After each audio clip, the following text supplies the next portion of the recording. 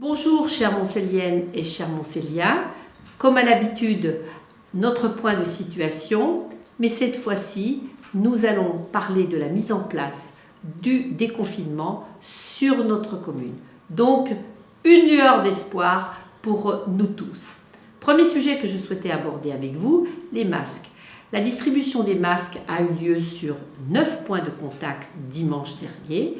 Cela s'est très bien passé. Je remercie les personnes qui ont un peu attendu, mais c'était quand même très compliqué de distribuer autant de masques en une seule journée. C'était notre volonté puisque chaque Montcellienne et chaque Montcellien, chaque enfant qui l'a souhaité, chaque ado qui l'a souhaité, ont eu un masque à leur taille.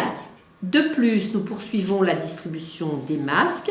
Nous avons redémarré mercredi matin sur le parking de la piscine.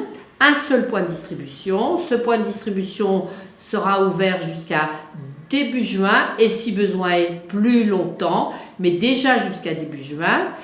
Nous avons à ce jour distribué 900 masques entre mercredi et aujourd'hui. 900 masques, dont 500 en direction des EHPAD et des résidences autonomie, et puis 400 en direction de la population. Second point que je souhaitais aborder avec vous, la vie associative et la vie sportive. Donc le pôle associatif et sportif est de nouveau en présentiel à votre disposition pour toutes vos questions concernant la vie associative et sportive.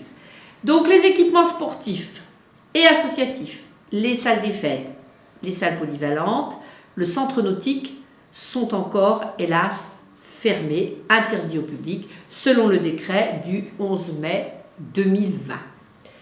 Certaines pratiques sportives, néanmoins individuelles, en extérieur, sont possibles sous certaines conditions d'organisation liées au respect des règles de distanciation, liées au respect des règles sanitaires.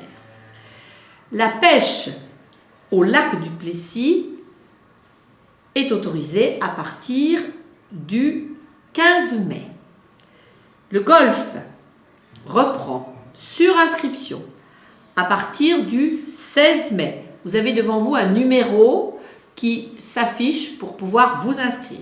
Le tennis aussi, court extérieur, et ça c'est la même logique, reprend à partir du 18 mai. Vous avez de nouveau un numéro qui s'affiche. Les activités sportives individuelles, marche, footing, vélo, sont autorisées bien sûr en respectant les gestes barrières et les mesures de distanciation physique. Tout cela vous est rappelé sur des panneaux que vous rencontrerez lors de vos activités physiques.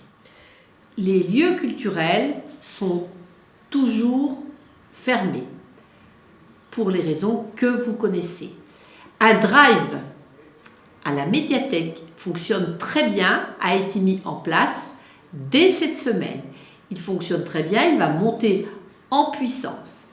Concernant les associations culturelles, mais aussi les associations sportives, mais aussi toutes les associations qui proposent des loisirs, je fais de nouveau appel à elles pour leur dire que nous comptons sur elles pour l'été du lac à Monceau, puisque je l'ai déjà dit, nous travaillons sur une nouvelle formule de l'été du lac, petits groupes, dans beaucoup d'endroits, avec chaque fois, pour chaque spectacle, pour chaque activité, un référent sanitaire, et nous comptons vraiment sur les associations culturelles qui nous ont déjà fait beaucoup de propositions que nous mettons en musique, je dirais, par rapport à toute l'activité autour de l'été du lac à Monceau, été du lac qui démarrera après le 14 juillet et qui se terminera autour du 20 août. J'ai bon espoir que cet été du lac pourra se tenir si nous respectons toutes les règles, c'est-à-dire petits groupes et bien entendu respect des barrières sanitaires. Les travaux concernant la joyeuse pétanque montcellienne, c'est-à-dire place du souvenir français, ont débuté avec le déménagement ces travaux vont permettre à la Joyeuse Pétanque Conselienne de pouvoir développer de nouveaux projets et pouvoir proposer d'autres activités dans le cadre de la pétanque. Concernant les grands parcs et puis tous les plus petits parcs dans notre belle commune, je suis en train de préparer un dossier pour demander la réouverture. Bien entendu, les jeux, vous vous en doutez, les jeux dans les grands parcs et les autres jeux dans les autres parcs ne seront pas accessibles pour les raisons que vous supposez. Néanmoins, je pense qu'il est utile qu'on puisse rouvrir pour les pratiques sportives, comme je vous ai dit tout à l'heure, mais pour d'autres, pour la promenade tout simplement, nos parcs. Avec bien sûr, je le redis, le respect des règles de distanciation, notamment quand on se promène à plusieurs. Concernant le pôle solidarité, le CCAS a repris avec un accueil physique et téléphonique bien sûr du lundi au vendredi. Et puis l'épicerie sociale va rouvrir à partir du 18 mai avec des modalités particulières sur rendez-vous les après-midi. Et là encore, le numéro s'affiche. Concernant le centre social, ouverture de l'EPN, bien entendu, pour les démarches administratives dématérialisées. Il n'y aura pas encore de cours, vous savez pourquoi. Et puis, bien sûr, des permanences au numéro qui s'affiche devant vous. Je vous ai parlé d'un certain nombre de pôles pour vous informer le plus vite possible de leur réouverture ou de leur action en présentiel. Mais ce que je tiens à vous dire, c'est que nous travaillons sur un guide des bonnes pratiques pour accompagner le déconfinement. Ce guide sera disponible d'ici mardi soir parce qu'il nous a fallu repérer, il nous a fallu récupérer de l'info qui ne vient pas que de la mairie mais qui vient des associations. Enfin, vous voyez, c'était un petit peu compliqué. Donc, mardi soir, ce guide sera disponible sur le Facebook de la ville et je pense que nous l'imprimerons, même si tout n'est pas si facile que cela par rapport au papier. Je pense que ce guide sera disponible sur papier. Alors maintenant, un point très important, c'est la réouverture de nos écoles. Les écoles ont réouvert lundi et mardi avec les enseignants, avec les ATSEM, avec les personnels d'entretien et avec les animateurs, pour pouvoir accueillir dans les meilleures conditions nos écoliers, aussi bien de maternelle que d'élémentaire, dès jeudi. Environ un petit tiers d'enfants, d'écoliers, a repris le chemin de l'école. Voilà comment nous sommes organisés. Les enseignants ont construit leur projet en respectant bien sûr les consignes qui étaient données, à savoir des groupes de 15. J'ai personnellement souhaité, et je l'ai dit au directeur d'école, que ce soit des groupes de 10, puisque nous avons des locaux à ce jour qui nous permettent d'accueillir des plus petits groupes. Et puis ensuite, nous avons construit avec les enseignants le temps périscolaire et le temps de cantine. La cantine est assurée ainsi que la garderie. Cela a représenté pour nous, la ville, un très gros travail.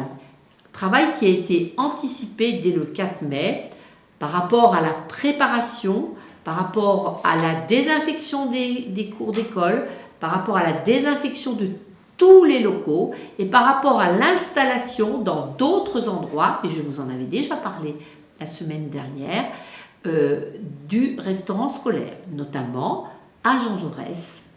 Le restaurant scolaire n'est plus dans l'école, mais il est installé au syndicat des mineurs, de façon à avoir la plus grande place possible pour accueillir les petits groupes d'enfants dans l'école Jean Jaurès, qui est une école extrêmement fréquenter. La plupart des écoles de Monceau ont organisé les choses de la façon suivante. Je dis bien la plupart et pas toutes. Le matin présentiel, l'après-midi distanciel. Il y a néanmoins une question qui se pose et qui nous a été posée et pour laquelle nous avons apporté une réponse, mais que nous devons articuler avec l'éducation nationale, puisque les parents qui travaillent toute la journée n'ont pas de solution pour l'après-midi.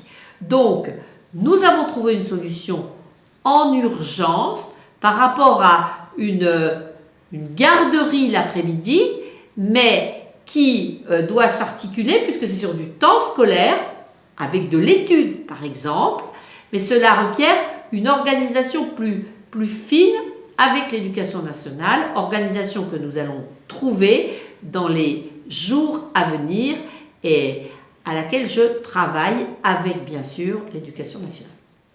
Concernant les marchés, nous avons travaillé sur un projet d'accueil beaucoup plus grand des commerces alimentaires, non sédentaires, alimentaires et des non alimentaires.